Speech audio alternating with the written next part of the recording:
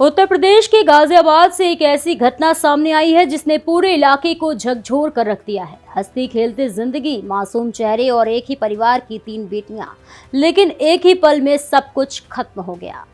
नमस्कार, मैं प्रेयसी और आप देख रहे हैं भारत एक्सप्रेस यूपी का डिजिटल प्लेटफॉर्म।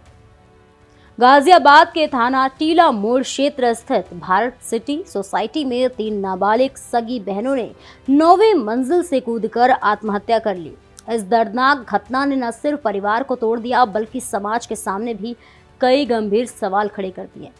मृतक बहनों की पहचान निशिका 16 वर्ष, प्राची 14 वर्ष और पाखी जो कि 12 वर्ष के रूप में हुई है।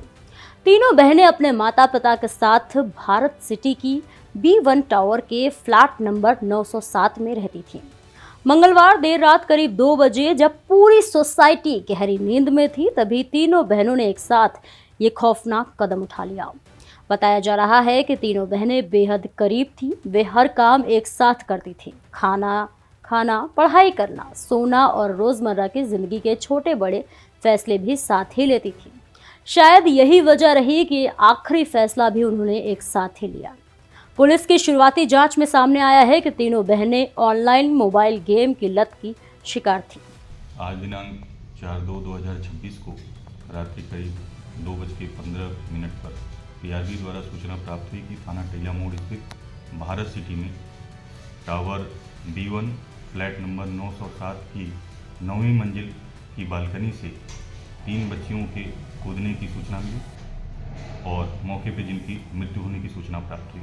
मौके पर पहुंचकर जांच की गई तो मौके पर 3 बच्चियां क्रमशः निशिका उम्र लगभग 16 वर्ष, प्राची उम्र लगभग 14 वर्ष, पाखी उम्र लगभग 12 वर्ष, पुत्रियां चेतन कुमार सन ऑफ गौरी शंकर की भूतल पर गिरने के कारण मृत्यु हो गई है, जिनको 108 एम्बुलेंस द्वारा 50 शैय्या अस्पताल लोनी भेजा गया, जहां पर डॉक्टरों द्वारा तीनों बच्चियों को मृत घोषित किया गया।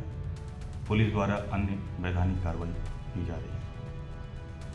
बताया जा रहा है कि वे एक task based Korean love game खेलती थी जिसमें तय किए गए टारगेट पूरे करने होते थे। कोरोना काल के दौरान मोबाइल और ऑनलाइन गेम की शुरुआत हुई जो धीरे धीरे लत में बदल गई।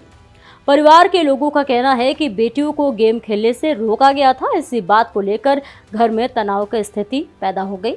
आशंका जताई जा रही है कि इसी मानसिक दबाव में आकर तीनों ने आत्महत्या जैसा कदम उठा लिया।